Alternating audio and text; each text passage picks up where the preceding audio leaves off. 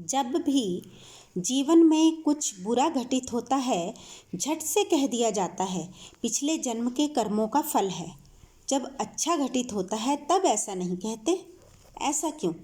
यदि कर्म फल का हिसाब किताब लगाने की बजाय अपने स्वभाव को उत्तम बनाने पर कार्य किया जाए तो अधिक बेहतर होगा। जिन मान्यताओं को हम पीढ़ियों से ढोते आ रहे हैं वे आसानी से तो नहीं छूटेंगी। जिस बात को इतने लोग कह रहे हैं वह गलत तो नहीं होगी। वैसे मसला सही और गलत का भी नहीं है, कुछ निर्णय लेने का है। जिस बात का कोई प्रत्यक्ष प्रमाण ही नहीं है, जिसको देखने का कोई तरीका ही नहीं है, उसके आधार पर निर्णय लेकर जीवन को जोखिम में क्यों डालना? कोई कहता है इस जन्म में कष्ट उठाओगे तो अगले जन्म में सुख मिलेगा, और आपने इस जन्म में खुद को दुखों में धकेल दिया। यह तो सरासर गलत है ना। किसने देखा अगला जन्म मिलेगा ही?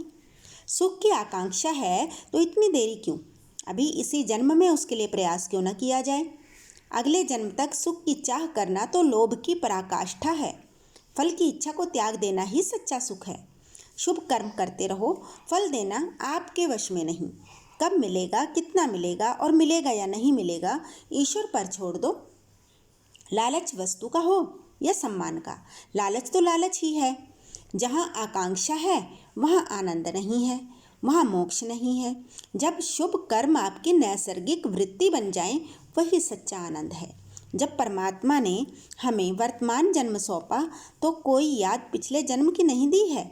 उसने हमें अगले जन्म के बारे में जानने की भी कोई तकनीक नहीं समझाई। परमात्मा के इशारे को समझें, उसकी व्यवस्था में दखल न दीजिए।